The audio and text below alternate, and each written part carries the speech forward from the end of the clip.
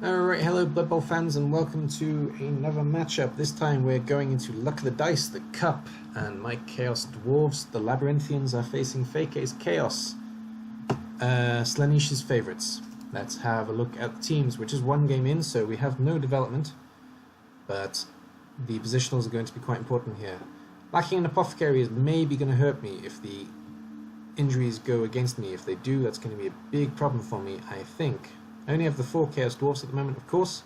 It looks like I'm not going to get my 5th until late on in the season, to be fair, so I'm going to have to deal with this 11-man setup that I already have for a couple of games at least. Minotaur may play a key part, especially if he manages to do a bit of damage, and the 2 Bull Centaurs, of course, are always ones to look out for. So, because I've got so many skills, I have that as an advantage, but never ever bet strongly against a Chaos team, because you never know what they can do. Having a look at the Chaos team then. We've actually got a man out, which was, I think, a Chaos Warrior, which is really bad news for Feke, so he really is quite short on the strength actually. Our strength is exactly the same. Minotaurs cancel each other out, and the 2 Chaos Dwarves are cancelling out each other against the Bull Centaurs.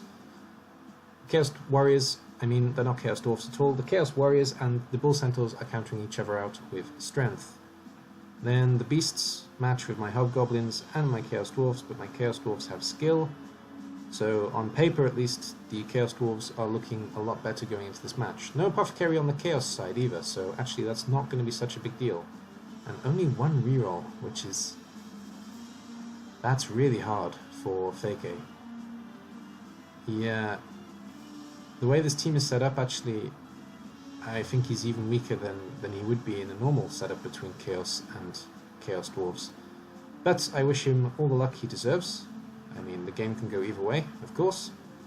But I'm not overly confident, but at the same time, yeah, my team looks better on paper, without a doubt. But we'll see what happens. Let's get into it. Alright, here we go then. Let's see if I can do this as the slight favourites, at least statistically. One thing I will say about this league that keeps coming up actually in everybody else's videos as well, there is a very high caliber of coaches in this league. We've kind of somehow drew all of the best coaches in the ICBBL. I mean, some of the big names are missing, sure, but there isn't a bad coach in this lineup. So every game is actually incredibly stressful, which is interesting and quite good. And here we go then. The Labyrinthians are against Slaanesh's favourites. And Slaanesh's favourites are singing Slaanesh, Slan. Just because I wanted to say a lot of sl sounds. Get it out of my system so I don't have too many problems with S's when I'm doing the recording. And the Labyrinthians, the Chaos Dwarves, are singing the same song, but they're singing it shorter. So, there is that. Though we do have the colours of Khorne, not the colours of Slaanesh, but still.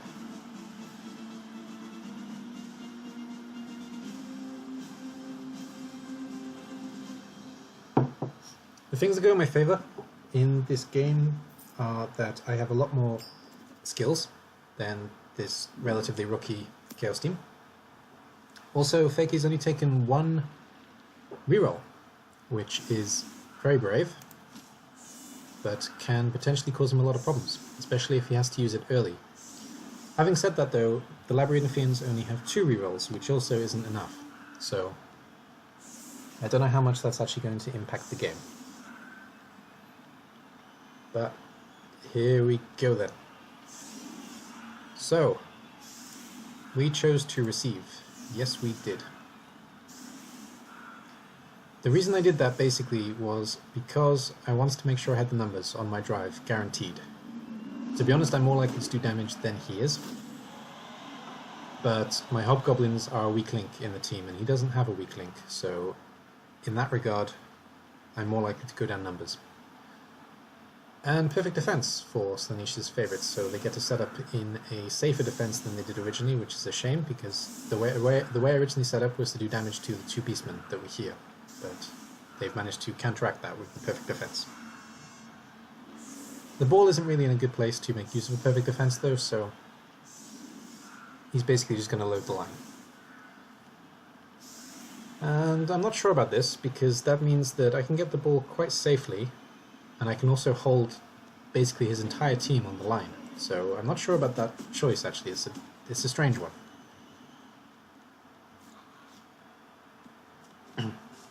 And I don't know what Feke's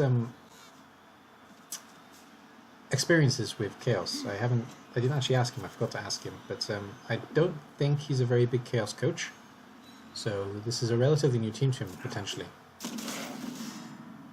And the first armor break goes my way. We have a KO on a beast already. That's good news. That's going to help me with my drive, for certain.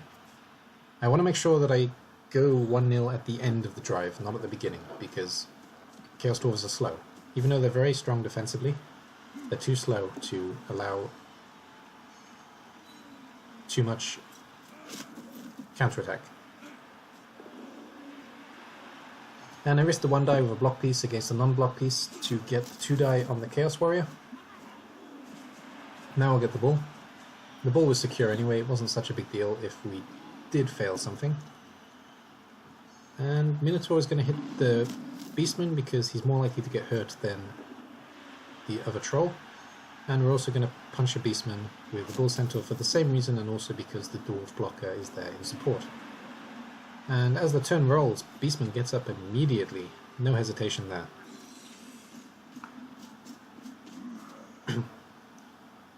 And he's still giving me a lot of blocks here.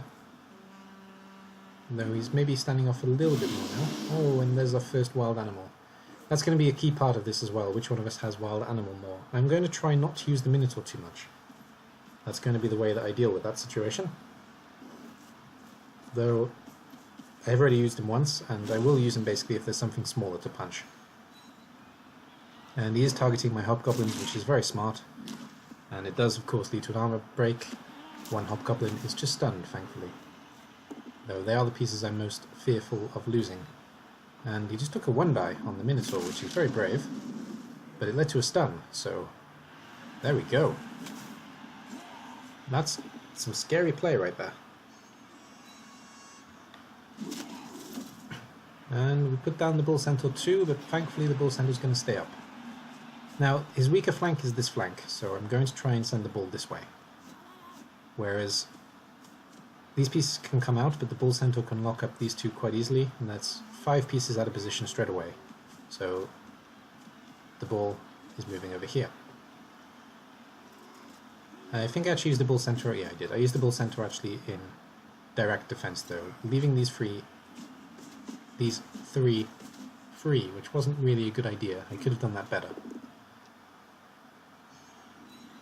Having said that, though, the ball is still relatively safe where it is. He's got to get through 2 Bull Centaurs in order to get to the ball. And if I can keep putting down these pieces... Yeah. He has to follow me, which is the one positive I have from this, as opposed to coming around and blocking me, which would be the better option, to be honest. And Minotaur does not... Oh. Does not wild animal this time, but he does roll 2 both downs, and he tried to reroll. Loner punished him. There's the reroll gone, so that's good news for me. Especially on my drive with my 2 rerolls remaining.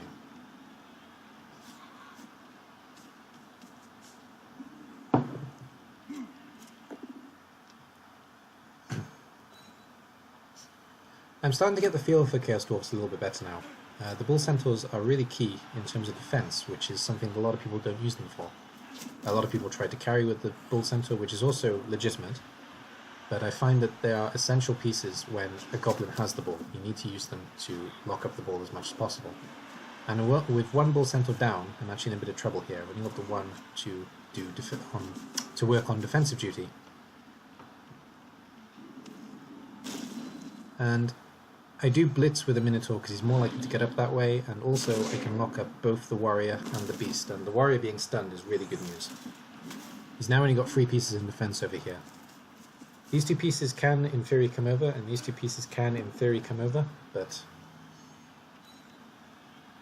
all in all, most of his team is really out of position at the moment.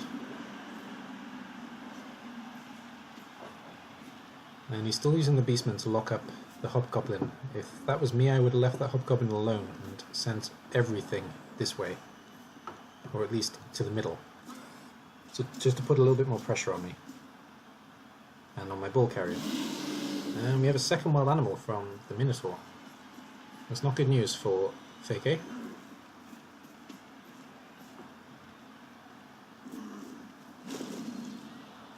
And we're one-dying the Minotaur again.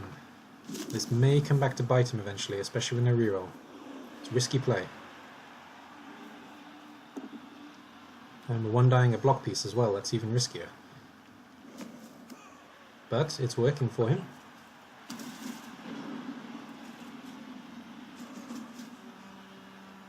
Now, as we're at turn 4, I don't want to move too far forward yet.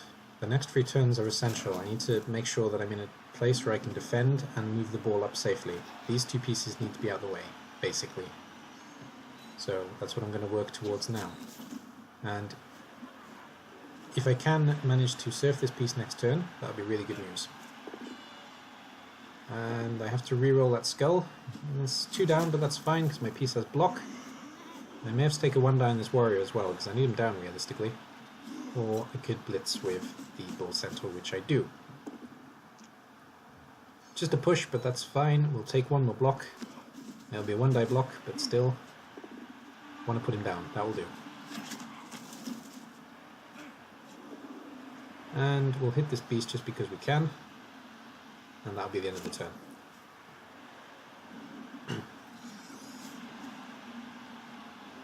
Feke keeping these 2 pieces, locking up these 2 pieces is really good news for me, because it's just 2 less pieces that are over here in the way. And he's actually making a really big deal of saving this piece from being served, which is definitely not my priority. But I'm glad that he's making that a priority for himself. The Minotaur is going to be key here if he uses him. He does. He wild animals, which is bad news for Feke again. It wasn't his blitz though. His blitz was before, so that's at least not a problem. Yeah, and finally a Hobgoblin does fall. Armor value 7 will break, and it will break a lot. So there's the first one down. I'm not wasting my Apo on him. I have an Apo, don't I? I don't have an Apo. Okay, I'm not wasting my Apo because I don't have an Apo to waste on him, but I wouldn't anyway. And there's no Apo on this team either, so there is that. Yeah, his team's done a pretty good job of coming over, but still, I still feel like I have the numbers here at the moment. And I've still got 4 turns to get up there, so I just need to do a little bit of damage, basically, or at least push things out of the way. These 2 pieces specifically, they need to get out of my way.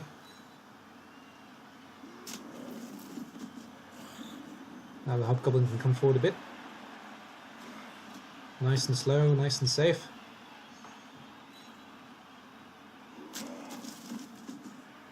I don't mind having a war with the Chaos team because I have so much block and he doesn't have a lot of block at all. And the Minotaur is a good buffer there. I'm really happy where the Minotaur ended up, and I can take the 1-die on the beast as well, and for some reason push the Minotaur out of the way. Don't know why I did that. That might have been a misclick. Anyway, I KO on the beast, so that's good. And we can take a 2-die here and a 1-die here, and then we're done. Not going to follow, don't want to give the Minotaur something to punch easily. If he wants to blitz, he's got to move in. And there's 2 KOs in 1 turn, which is pretty harsh against Feke.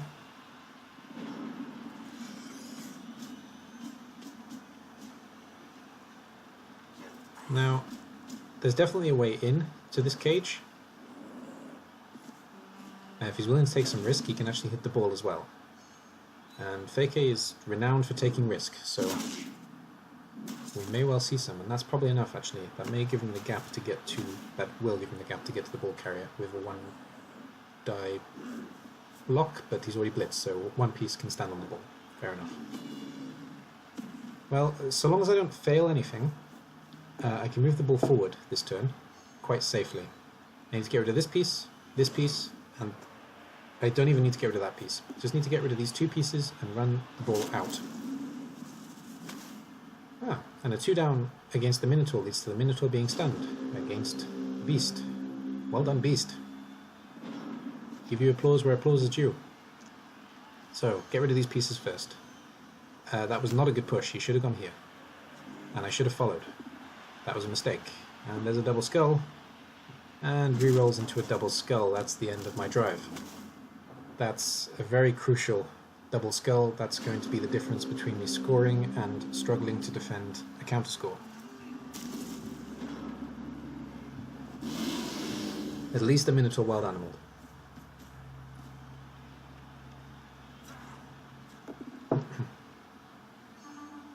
Feke has 3 turns here to do some damage. It's pretty hard for him to get to the ball. That's my one saving grace in this little drive. But if it goes directly into their hands, then it's not so hard. Well, we had a bit of a hot potato, but finally it lands on the Chaos side, which is awful, awful news for me.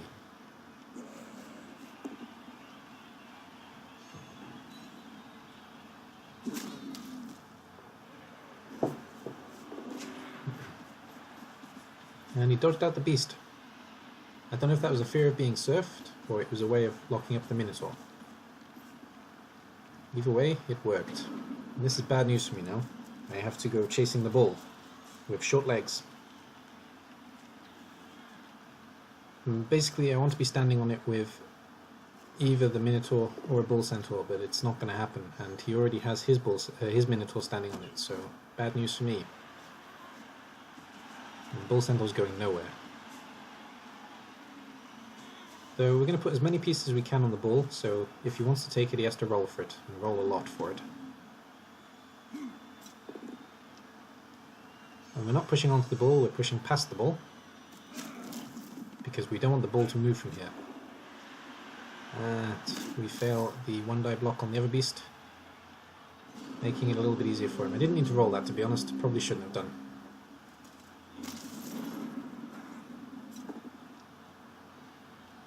His best action is actually onto the ball, and that's the only place he can put me anyway. And the ball rolls well for me, and actually it puts it in a difficult position for him.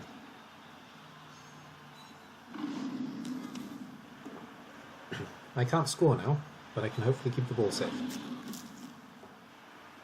Though he still has his blitz, so there's a chance that he can take the ball even now.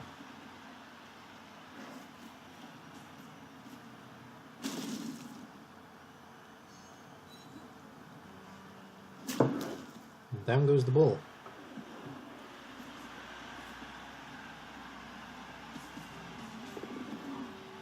And he made a mistake there. He shouldn't have picked up with this piece because he can't score with this piece. It's not an option. And he doesn't really have any options left. He's basically just given up his right to score, which is interesting by picking up with this piece. He should have moved this piece further down, so it was a scoring threat and passed to it. That was the only way to do it. Ah, all that way. And he's going to take the 2 GFIs now, so he doesn't have to take them later. And still dodging. And that's a failed dodge, leaving my Minotaur free. I can actually put the Minotaur onto the ball, along with all 3 of these pieces. Or I can put the Bull Centaur, that would be safer. And I hope that's what I do. Or I can even punch the ball. I'm going to punch the ball. There we go.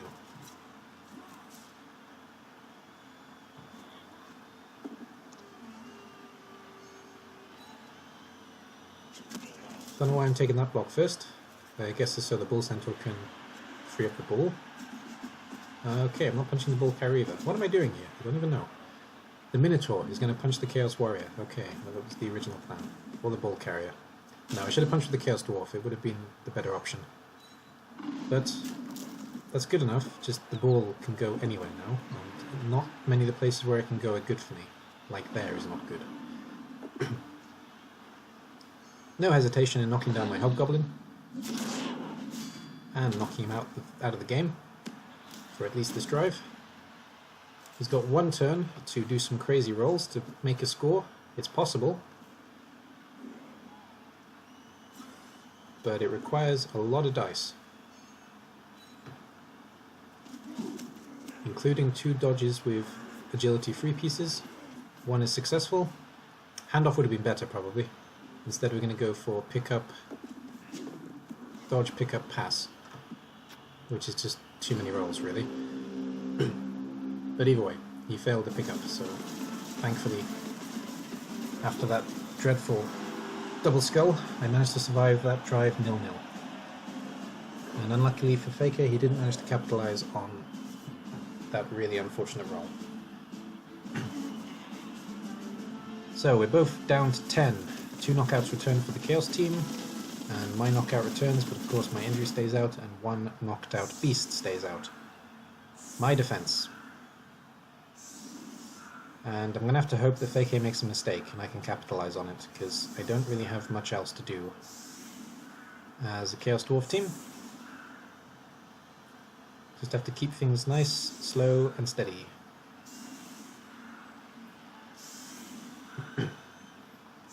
Again, he's loading the line. So if we get a riot, perfect defense, something like that, I can maybe do something with it. Blitz would be perfect, because I can take out a wing and go and put pressure on the ball. Anything else though, and that's fine. And we do get a perfect defense. And the ball is in an awful place though, so no matter what I do here, I can't really capitalize on that, to be honest. But I am going to lock up all of the strength pieces with as many... Yeah, that's what I was going to do, and I changed my mind in the end. That's fair enough. Yeah, so I'm going to stay on the line like I did originally, just locking up these 3 pieces, and just standing slightly off the warriors, so they are screened, and the Chaos team isn't really going anywhere. And he's just basically going to base me. And attempt to surf Chaos Dwarf. But the attempt fails. And he moves Beastman onto my Bull Centaur, which is really good news for me, thanks. That's a free punch on a Beastman.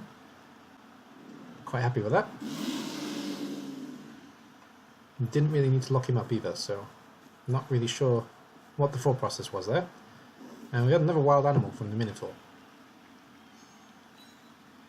And there was a big difference between the way that Feke and I were doing this. He was always targeting the Minotaur, which makes sense because the dwarves have armor value 9. And failed pickup is pretty big. It means I can push forward and put pressure on him, but not too far forward.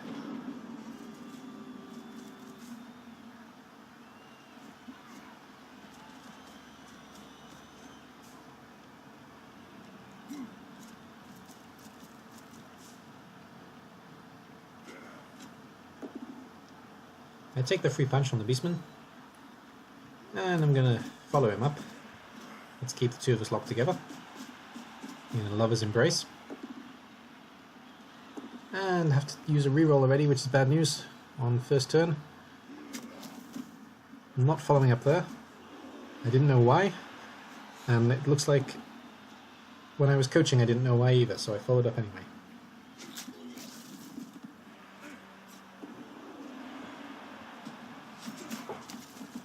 One die block 2 down is good enough on a block piece, and we're going to punch a beast again. This time we get rid of him.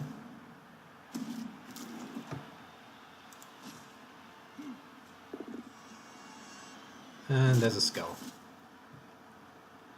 Well, there we go. That's the end of that.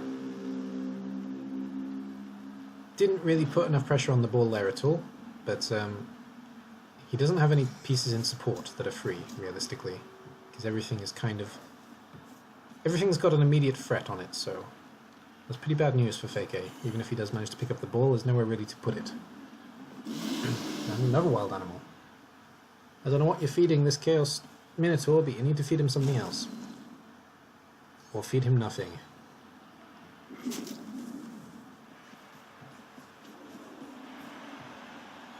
And he's going to target a Hobgoblin as well, which is always a good idea. When you're facing a team with an armor 7 piece, it's a good idea to punch it.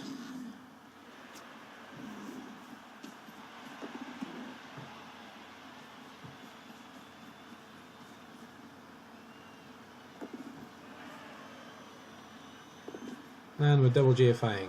A Feke special, I think. Oh, and a pass. Why?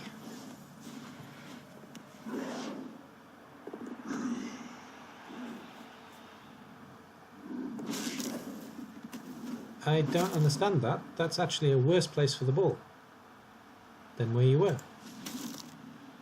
And dodging out the beast is really bad news for you, because now my ball central can come and cause havoc over here. That's a mistake from Feke. The ball should not be here. That's going to potentially cost him. And he has so much of his team out of position again.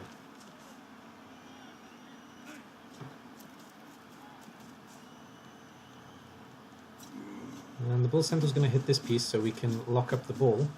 We'll take out the warrior as well, hopefully. Push isn't good enough though. That's a problem. So we're not following up and we'll come around instead. No, we dodged, which I think was a misclick because that was stupid. And my Minotaur wild animals this time. And we're going to push this warrior out the way and the dwarf can get onto the ball as well. And lock up both pieces. Yeah, I probably could have done this better. Another KO was good though. Didn't really do the defense enough justice there, but the beasts can't score this turn. They can only get into a worse position. So I have the numbers entirely in defense here, whereas Feke really doesn't.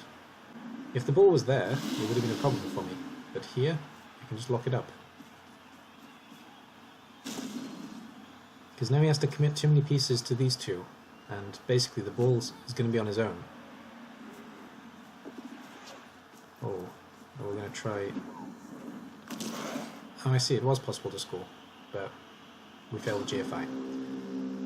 Again, would have been better off to hand off probably first. It's a safer roll than pass and throw. As chaos. I know that sounds funny coming from me, because I'm a big passer, and I'm going to leave that beast alone, because I'm more focused on the ball. For now. And if I can get the ball, this piece is well out of position. Push isn't really good enough though. But we've got to hit the ball now, that's much better. I'm going to keep it on the pitch, that's very important. And stun is great. I'm not re-rolling that. Don't want the ball center to have it, and the ball is in a perfect position now. I don't even have to pick it up yet. I can also send the dwarf in further support, but I shouldn't have followed. That was a mistake.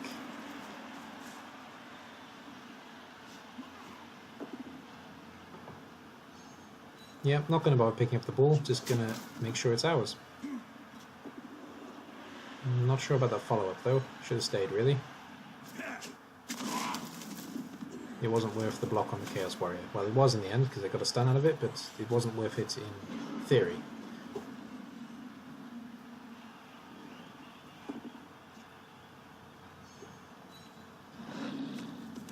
I've also sent the Hobgoblin up this way because he's going up to score. He's going to be the receiver in this situation. And this beast has to come back now. But he doesn't. That's interesting play from Feke, and he's actually going to pick up the ball. Yeah, that's if that works, great, but that's a very risky play, and you've basically just made it easy for me to score. So Hobgoblin's going to continue on his journey to the north, and the beast down here is still a little bit scary, don't get me wrong, I am a little bit afraid of him, but I'm kind of glad he's there as opposed to here. If he was here, he'd be trouble. Here, he's just kind of outside chance scary. And we're going to move the ball relatively slowly, but there aren't enough pieces to stop me, so quite happy. I may even pass now. I will pass now. Even if it's inaccurate, the ball is in a much better place than it was there, so... But it worked, and Feke's got no response, basically. And I'll send the Bull Centaur and keep the Minotaur in support.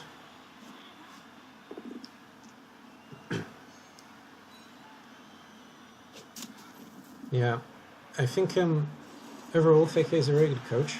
But I think he made a big mistake by trying the pick up there. He should have tried to secure the ball instead, making it harder for me to take it. I know he wants to win, and that's fair enough, but it's a risky play, what you attempted.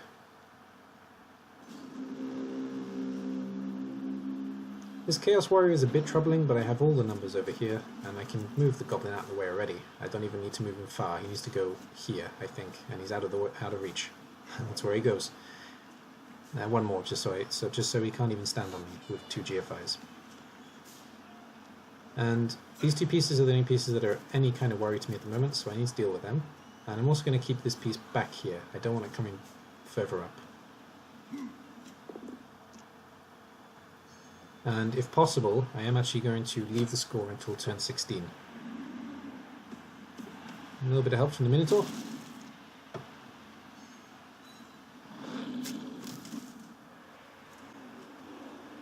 Good enough. We'll leave his Minotaur on his own. He's not going anywhere fast. And we'll take down this piece as well, because he's the last minor threat on the ball. And yeah, these 2 pieces aren't going anywhere fast, so I'm not too worried about them, and I can easily counter wherever he decides to move them to.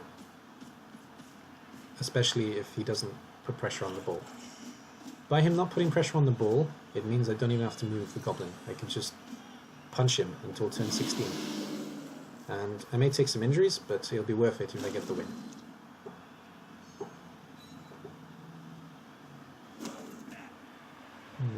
Strange blitz choice. And attempting another dodge. But unfortunately for Feke it fails.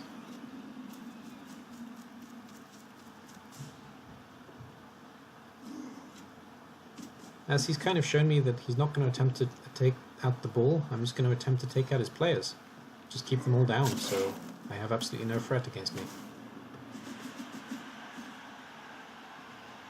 Now this piece is the only piece that can cause any kind of trouble at the moment.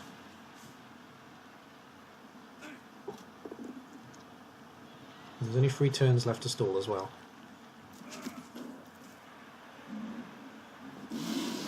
Yeah, we take a wild animal from the Minotaur, but that's not a problem. The block is safer anyway. I should have pushed him onto the Minotaur really, I don't know why I pushed him there. And if we can put down this warrior as well, then we're pretty sensible and safe here.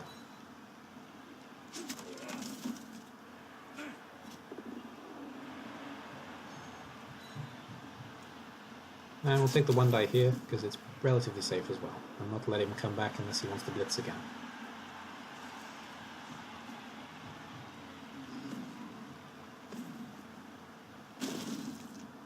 Feke is actually blitzing with the Minotaur, which is interesting. It does give him a small chance of getting the warrior out next turn. Maybe that's why he's doing it. But I'm just going to stand up the dwarf again at the moment.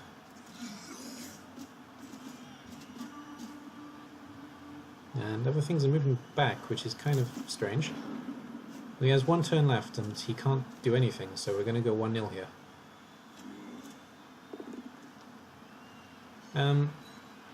I hope he doesn't mind me saying it, but I think Feke made 2 crucial mistakes in this drive. The first one was attempting to pick up the ball and pass, which actually led to me getting the ball, and the second was not putting any pressure on the ball at all, which gave me a basic free ride to the end. I don't even have to stress about it, because now I have 1 more turn of punching you. Nothing can get to me, so no matter what you do this turn isn't really bothering me. And then I can just put it in the last turn. Unlucky with a double skull though. And that's it, not rolling any dice here, not going to take any risk. Hobgoblin's going to go for the touchdown.